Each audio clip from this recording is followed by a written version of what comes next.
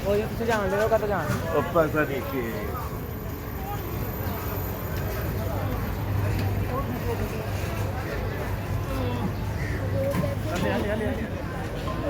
ਭਾਈ